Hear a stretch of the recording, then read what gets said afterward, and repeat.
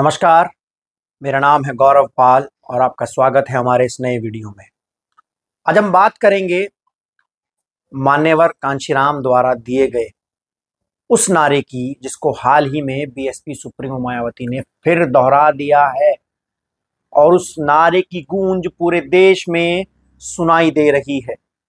जी हाँ दोस्तों, क्या है वो नारा, क्यों उसको दोहराया गया, क्या उसके असल मायने हैं, आज उसकी चर्चा इस वीडियो में होगी। इसलिए आप लोग ध्यान से इस वीडियो में आखिरी तक बने रहिए। वीडियो को लाइक कीजिए, चैनल को सब्सक्राइब कर बेल आइकन दबाइए और ज़्यादा से ज़्यादा साथियों तक ये वीडियो शेयर कीजिए, क्योंकि आज जो बात इस वीडियो में मैं कहूँगा, जो विश्लेषण मैं इस वीडियो में कहूँगा, वो विश्लेषण बहुत महत्वपूर्ण है, खासकर बहुजन राजनीति के परिवेश में, खासकर हरियाणा चुनाव के परिवेश में। तो चलिए शुरू करते हैं। दोस्तों, जैसे कि आप जानते हो कि हरियाणा चुनाव चल रहा है और हरियाणा चुनाव में इस समय सभी दल अपना प्रचार प्रसार कर रहे हैं, लेकिन कल हरियाणा के दिल जींद से बसपा सुप्रीमो मायावती ने एक ऐतिहासिक रैली कर एक इतिहास रच दिया और उस रैली की गूंज हरियाणा के दिल जींद से देश के दिल दिल्ली तक सुनाई दी। उस रैली में बीएसपी सुप्रीमो मायावती ने मान्यवर कांशीराम साहब का एक नारा दोहराया। वो नारा था, जो जमीन सरकारी है वो जमीन हमारी है। बीएसपी सुप्रीमो मायावती ने यह नारा क्यों दोहराया, इसके पीछे का क्या कारण है, उसे जानने से पहले हम जानते हैं कि मान्यवर कांशीराम साहब ने यह नारा क्यों दिया था। आप सभी लोग जानते हैं कि मान्यवर कांशीराम भारत की राजनीति के वो मसीहा जिन्होंने इस देश के सबसे बड़े तबके बहुजन समाज को एकजुट कर राजनीतिक हिस्सेदारी दिलाई, उनको एकजुट कर उनके वोट की ताकत का एहसास कराया, उनको एकजुट कर उनको संसद तक पहुंचाया और उनकी ताकत का सिक्का पूरे देश में सभी दलों को मनवाया। जी हाँ, मान्यवर कांशीराम साहब ने 80 के दशक में एक नारा दिया था कि जो जमीन सरकारी है वो जमीन हमारी है। मान्यवर साहब ने यह नारा इसलिए दिया था क्योंकि वह जानते थे कि हमारे देश में जो जमीनें हैं, जो संसाधन हैं, उनका जो डिस्ट्रीब्यूशन है वो बराबर नहीं है, उनको बराबर रूप से सब लोगों में बांटा गया नहीं है। एक जाति या फिर कुछ जाति के लोगों का उस संसाधन पर कब्जा है और इस देश के मेहनत कश कमेरे लोग, दलित समाज के लोग उनके खेतों में बेगारी करते हैं, बंधुआ मजदूरी करते हैं, अनाज तो उगाते हैं मेहनत कर, लेकिन उस अनाज पर अधिकार जो है वो जमींदारों का होता है। देश तो आजाद हुआ, लेकिन हमारे देश का जो एक बड़ा समाज, बहुजन समाज, वो आजाद नहीं हो पाया।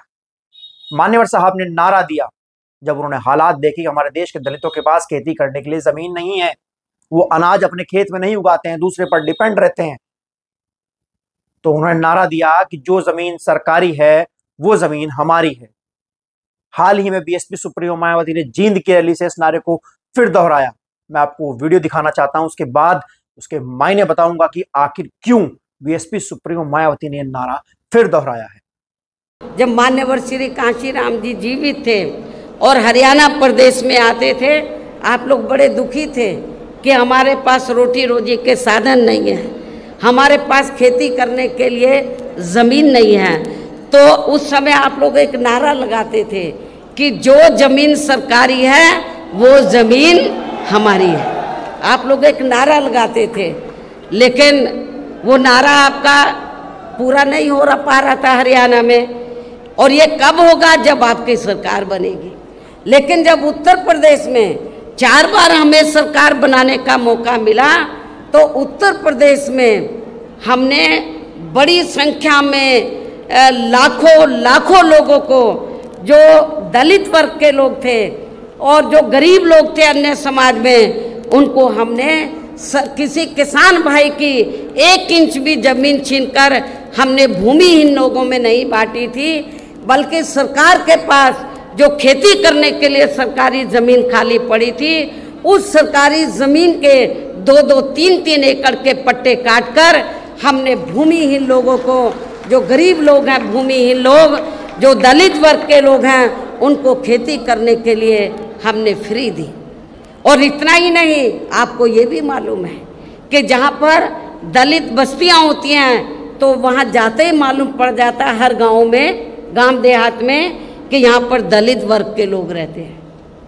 क्योंकि जो भी पार्टियां सत्ता में आई, उन्होंने आपकी दलित बस्तियों को विकसित नहीं किया।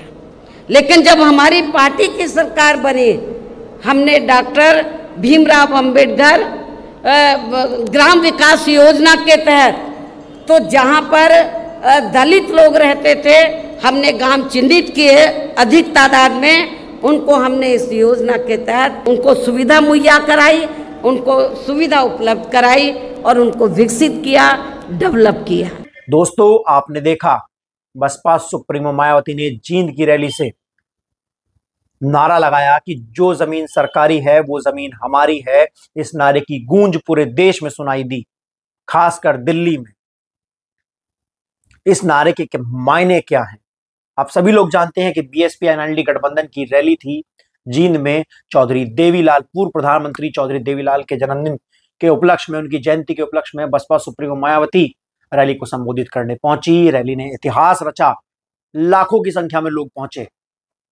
लेकिन उन्हें नारा क्यों लगाया, उस बात का जिक्र अब मैं आपके सामने करने जा रहा हूं। दोस्तों, जैसे कि आप सब लोग जानते हैं कि हमारे देश में दलित समाज के पास, बहुजन समाज के पास खेती करने के लिए जमीनें नहीं है। वो दूसरों के खेतों में मजदूरी करते हैं। ऐसे में जब मान्यवर कांचीराम साहब ने 80 के दशक में यह नारा दिया कि जो जमीन सरकारी है वो जमीन हमारी है, जब बीएसपी की सरकार बनी यूपी में पहली बार, तो उस समय बसपा सुप्रीमो मायावती ने एक मुख्यमंत्री के तौर पर इस देश के दलितों को जो सरकारी जमीन थी उसके पट्टे देना शुरू किए, और इस देश के दलितों ने खुददारी से खेती कर अनाज उगाया, और वो भी किसान कहलाए। उसके बाद लगातार पूरे उत्तर प्रदेश में दलितों को जो सरकारी जमीन थी उसके पट्टे बांटे गए, और उनको, जिनके पास 1 बीघा जमीन नहीं थी, उनको भी आत्मनिर्भर बनाया गया। वरना देखा जाए तो हमारे देश में जो जमींदार पक्ष है, उनके पास सैकड़ों बीघा जमीनें हैं। बीएसपी सुप्रीमो मायावती ने हरियाणा रैली में यह नारा इसलिए लगाया क्योंकि उत्तर प्रदेश के दलितों को तो जमीन मिली पट्टों से, क्योंकि उत्तर प्रदेश में बसपा की सरकार थी। उत्तर प्रदेश के बाहर बसपा की सरकार नहीं आई, इसलिए राजस्थान, मध्य प्रदेश, हरियाणा, पंजाब में दलित आज भी भूमिहीन है। आज भी उनके पास खेती करने के लिए जमीन नहीं है। आज भी वो दूसरों पर निर्भर रहते हैं, अपने पशुओं के चारे के लिए जमींदारों पर निर्भर रहते हैं, उनके यहां मजदूरी करते हैं, बेगारी करते हैं। तो बीएसपी सुप्रीमो मायावती ने इस देश के दलितों को इकट्ठा करने के लिए, हरियाणा के दलितों को एकजुट करने के लिए, पहले से वो आरक्षण के मुद्दे पर मुखर होकर बोल रही हैं, वर्गीकरण के मुद्दे पर मुखर होकर बोल रही हैं, खिलाफत कर रही हैं उस फैसले की सुप्रीम कोर्ट के, जो कि शेड्यूल कास्ट के आरक्षण में वर्गीकरण की बात करता है। एकमात्र नेता पूरे देश में ऐसी हैं जो उस फैसले की खिलाफत कर रही हैं, और अब उन्होंने इस देश के दलितों के लिए, खासकर हरियाणा के दलितों के लिए कह दिया है कि अगर उनकी सरकार बनती है तो सरकारी जमीन के पट्टे फिर से हरियाणा में दलितों को दिए जाएंगे। यानी कि हरियाणा में दलितों को दिए जाएंगे जैसे उत्तर प्रदेश में दिए गए, जिससे जो दलित समाज होगा वो अपने आत्मसम्मान से खेती कर सकेगा। यह नारा लगाकर बसपा सुप्रीमो मायावती ने हरियाणा के 23% दलितों को इकट्ठा कर दिया और मजबूर कर दिया है कि वो बीएसपी एनएलडी गठबंधन को वोट दें। बिल्कुल, पहले आरक्षण का मुद्दा, अब दलितों के लिए जमीन का मुद्दा। उन्होंने अपने गठबंधन को वोट देने के लिए उन्होंने अपील की है कि अगर हमारी सरकार आती है तो हम सरकारी जमीनों के पट्टे देंगे, और ऐसा ही उन्होंने यूपी में किया। और ये बात पूरे देश का दलित जानता है कि किस तरीके से यूपी के किसानों को, भूमिहीन दलितों को जमीनों के पट्टे मिले, पिछड़ों को, बहुजनों को जमीनों के पट्टे मिले। ऐसे में अगर हरियाणा के दलित इकट्ठा होकर, 23% दलित इकट्ठा होकर बीएसपी और एनएलडी गठबंधन को वोट करते हैं, तो उत्तर प्रदेश की तर्ज पर हरियाणा में भी भूमिहीन किसानों को, दलितों को, बहुजन समाज के लोगों को, पिछड़ों को पट्टे देगी सरकार, जो सरकारी जमीन है उसके पट्टे आवंटित करेगी। इसलिए नारा लगाया गया। बड़ा मुद्दा है ये। मेन स्ट्रीम मीडिया इस पर चुप है, लेकिन राजनीतिक दलों में कौतूहल मचा है और इसी वजह से बसपा सुप्रीमो मायावती की रैली की बाद राहुल गांधी ताबड़तोड़ रैली करने पहुंचे हरियाणा में। तो आपको कैसा लगा ये विश्लेषण हमें लिखकर जरूर बताइएगा। वीडियो को लाइक कीजिएगा, चैनल को सब्सक्राइब जरूर कीजिएगा, बेल आइकन दबाइएगा और देखते रहिएगा। ऐसे ही हमारे साथ बने रहिएगा। फिर मिलते हैं दूसरे वीडियो में। तब तक के लिए नमस्कार, धन्यवाद।